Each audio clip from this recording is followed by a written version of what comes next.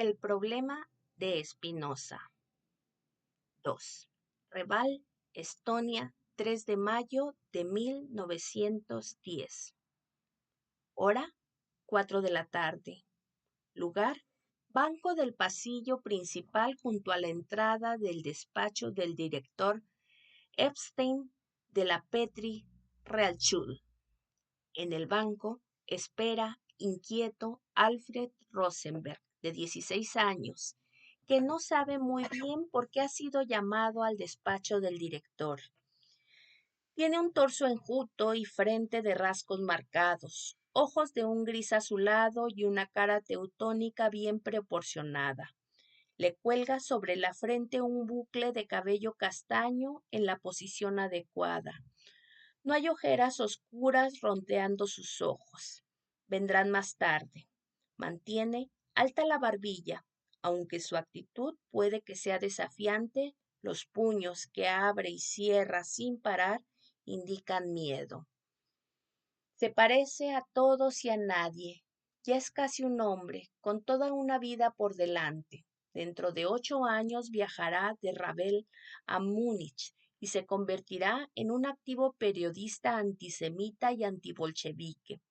Dentro de 9, en un acto del Partido de los Trabajadores Alemanes, oirá un discurso apasionante de un nuevo miembro, un veterano de la Primera Guerra Mundial llamado Adolf Hitler, e ingresará en el partido poco después de él.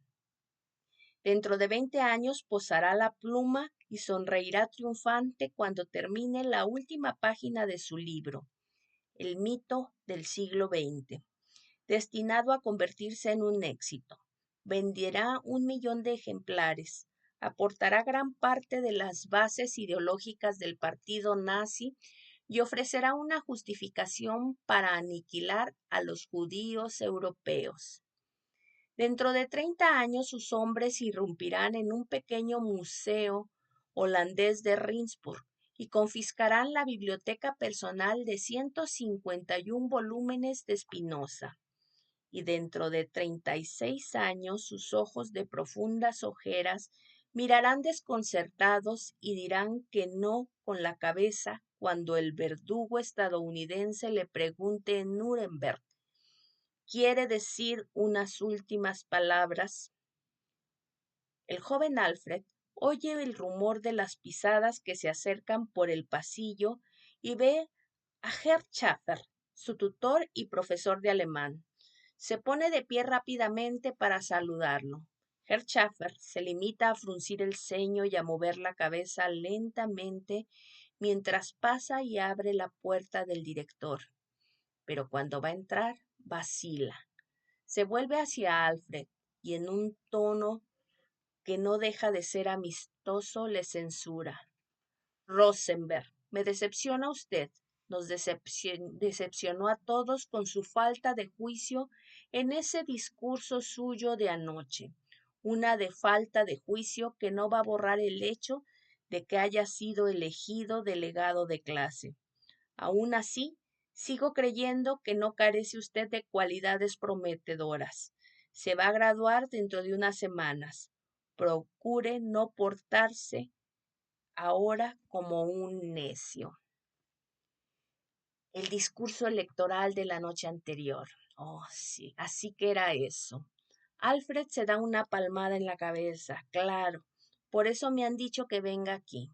Aunque estaban presentes casi todos los 40 alumnos de su clase, principalmente alemanes bálticos, con unos cuantos rusos, estonios, polacos y judíos. Alfred había dirigido su discurso de campaña exclusivamente a la mayoría alemana y había conmovido su espíritu hablando de la misión que tenían como depositarios de la noble cultura germana. Mantened nuestra raza pura, les había dicho. No la debilitéis olvidando nuestras nobles tradiciones, aceptando ideas inferiores, mezclándoos con razas inferiores. Tal vez debería haberse parado ahí, pero se dejó llevar. Tal vez hubiera ido demasiado lejos. Interrumpe en su ensueño la inmensa puerta de 3 metros de altura al abrirse y la voz tonante del director Einstein. Entre, por favor, señor Rosenberg. Alfred entra y ve a su director y a su profesor de alemán sentados en un extremo de una sólida mesa de madera, larga y oscura. Alfred siempre se siente pequeño en presencia del director Epstein, de 1,80 m de estatura, con su postura señoral, sus ojos penetrantes y su barba tupida y bien cortada. Es la encarnación de la autoridad. El director Epstein indica a Alfred que se siente en una silla que hay al otro extremo. Es notoriamente más pequeña que las dos de alto respaldo. El director aborda el asunto directamente, sin perder tiempo. Así que yo, Rosenberg, soy de ascendencia judía, ¿verdad? Y mi madre también es judía, ¿eh? Y los judíos son una raza inferior y no deberían enseñar a los alemanes, ¿verdad? Y supongo que no deben ser ascendidos a un cargo directivo, ¿verdad? Ninguna respuesta. Albrecht se encoge. Procura hundirse más en la silla. Baja la cabeza. Rosenberg, ¿he expuesto correctamente su posición?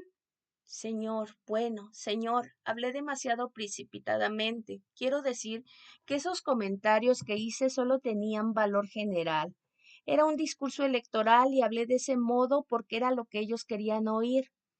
Alfred ve por el rabillo del ojo a Herr Schäfer. Se hunde en su silla, se quita las gafas y se frota los ojos. Ah, ya veo. Así que habló usted de un modo general, pero ahora estoy aquí, delante de usted. Ya no es algo general, sino particular. Señor, yo solo digo lo que piensan todos los alemanes, que debemos preservar nuestra raza y nuestra cultura. Y en cuanto a mí y a los judíos, Alfred baja la cabeza de nuevo y no dice nada.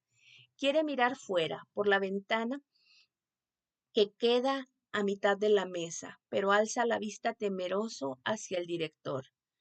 Sí, claro, no puede contestar.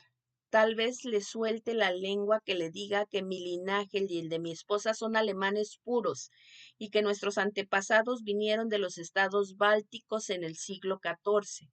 Más aún, somos luteranos devotos. Alfred asiente lentamente. Sin embargo, usted nos llamó judíos, a mi esposa y a mí, continuó el director. Yo no dije eso, solo dije que había rumores que usted se alegró de poder propagar para su provecho personal en las elecciones. Y dígame, Rosenberg, ¿en qué hechos se basan esos rumores? ¿O es que algo flota simplemente en el aire? ¿Hechos? Alfred mueve la cabeza. Bueno, tal vez sus apellidos. Así que Einstein es un apellido judío. Todos los Einstein son judíos, ¿no es así? O el 50%, o solo algunos, o tal vez solo uno de cada 1,000. ¿Qué le ha indicado sus doctas investigaciones? Ninguna respuesta. Alfred mueve la cabeza. Quiere decir que, pese a la formación en ciencias y en filosofía que he recibido en nuestra escuela, usted nunca piensa cómo sabe lo que sabe. ¿No es esa una de las lecciones importantes de la Ilustración? ¿Ha sido un fallo nuestro o nos ha fallado usted a nosotros? Alfred parece anonadado. Herr Einstein tamborilea con sus dedos en la gran mesa. Luego continúa.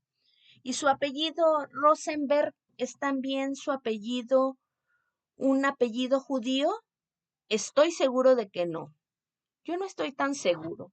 Déjeme que le dé algunos datos sobre los apellidos.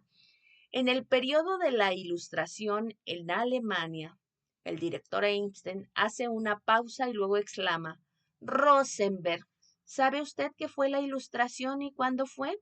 Mirando a Herr Schäfer y con una súplica en la voz, Alfred contesta mansamente, en el siglo XVIII y fue la edad de la razón y la ciencia. Sí, eso es, muy bien. Veo que los esfuerzos de Herr Schäfer no han sido inútiles de todo en su caso. A finales de ese siglo se aprobaron normas en Alemania para transformar a los judíos en ciudadanos alemanes. y se les obligó a elegir apellidos alemanes y a pagarlos. Si se negaban a pagar, podían recibir apellidos ridículos como Schunfitger o Deklecker. La mayoría de los judíos accedieron a pagar por un apellido más bonito o más elegante, como una flor, Rosenblum, por ejemplo, o nombres asociados a un modo a la naturaleza, como Greenbaum. Fueron más populares aún los apellidos de castillos nobles. Por ejemplo, el castillo de Einstein tenía connotación aristócrata y pertenecía a una gran familia del Sacro Imperio Romano. Y eligieron muchos judíos que vivían en sus proximidades del siglo XVIII. Hubo también algunos que pagaron sumas menores por apellidos judíos tradicionales como Levi o Cohen. En cuanto al apellido de usted, Rosenberg, es también un apellido muy antiguo, pero a lo largo del último siglo han cobrado una nueva vida. Se ha convertido en un apellido judío muy común en la patria. Le aseguro que si usted va allí, si va, se sorprenderá miradas y oirá risillas y rumores sobre los antepasados judíos de su familia.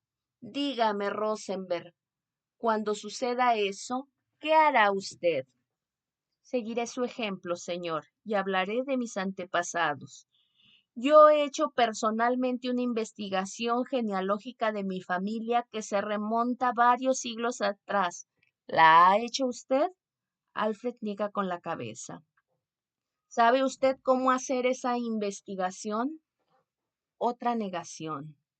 Entonces, uno de sus proyectos de investigación antes de graduarse tendrá que ser aprender los datos necesarios para ese tipo de investigación y luego efectuar una sobre su propia familia.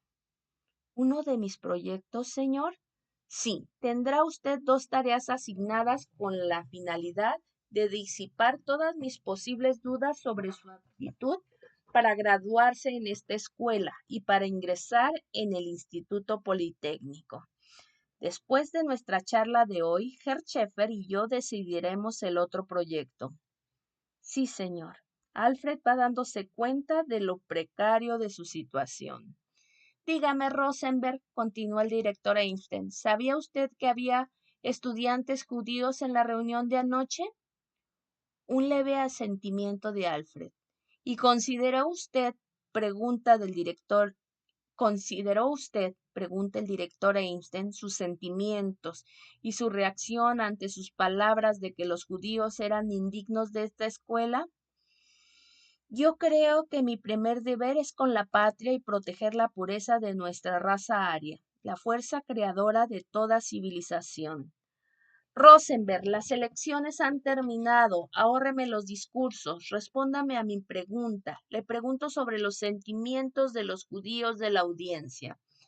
Yo creo que si no tenemos cuidado, la raza judía acabará con nosotros. Son débiles, son parasitarios, el enemigo eterno, la antirraza para la cultura y los valores arios. El director Einstein y Herr Schäfer, sorprendidos por la vehemencia de Alfred, intercambian miradas de preocupación. El director Einstein sondea más a fondo. Parece que quiere usted rehuir la pregunta que le he hecho. Déjeme que pruebe con otro enfoque.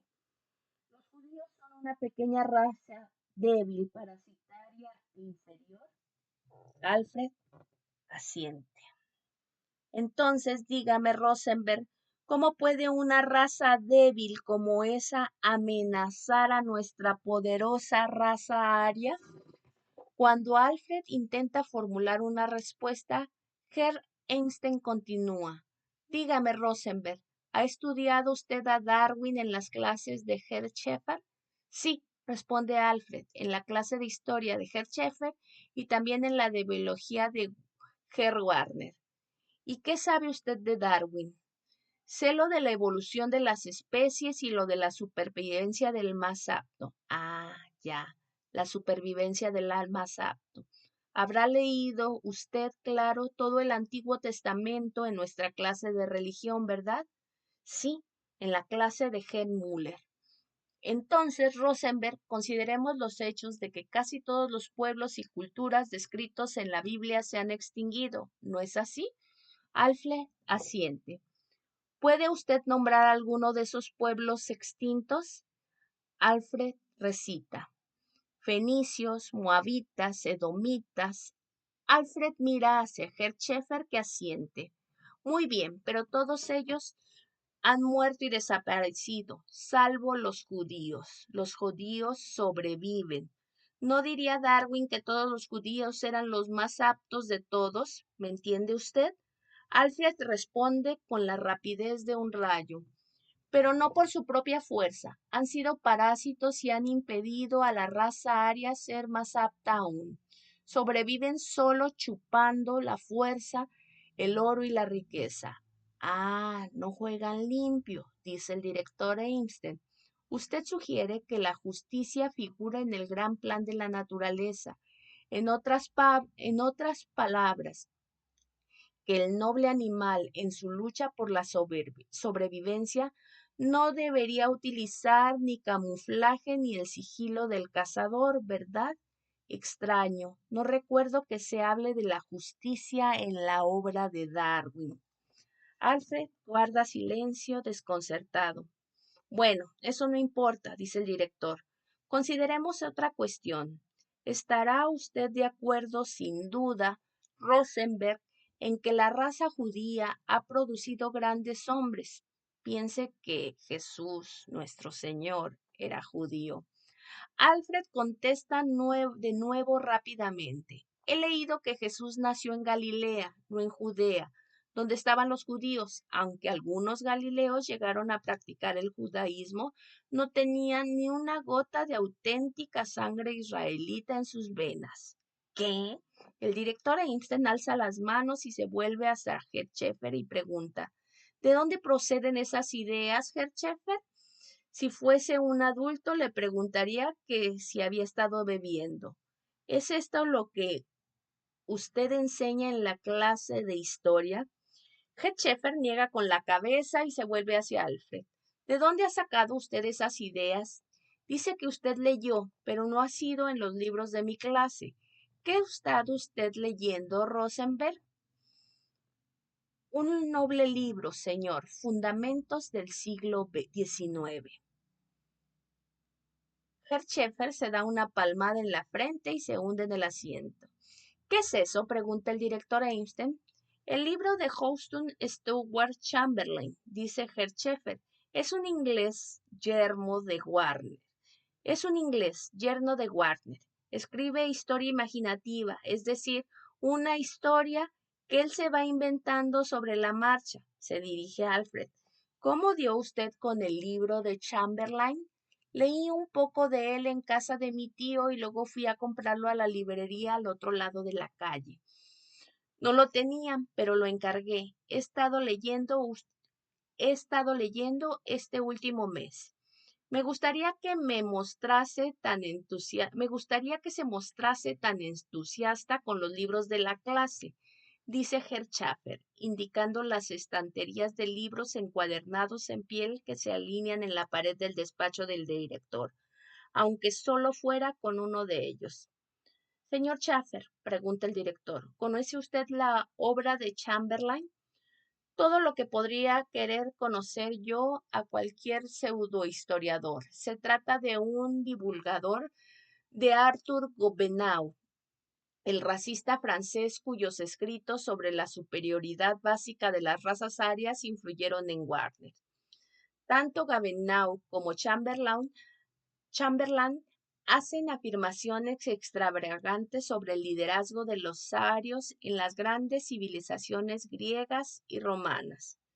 Ellos fueron grandes, interviene pronto Alfred, hasta que se mezclaron con razas inferiores, con los ponzoñosos judíos, los negros, los asiáticos, y entonces todas las civilizaciones decayeron. Tanto el director Einstein como Herr Schäfer se sorprenden ante el hecho de que un estudiante se atreva a interrumpirles. El director mira a Herr Schäfer como si fuese responsabilidad suya. Herr Schäfer traslada la culpa a su alumno. Ojalá hubiera mostrado ese fervor en clase. ¿Cuántas veces se lo he dicho, Rosenberg? Parecía usted muy poco interesado en su formación. ¿Cuántas veces intenté animarle a participar en nuestras lecturas y de pronto, aquí está usted, revolucionado por un libro? ¿Cómo debemos interpretar esto?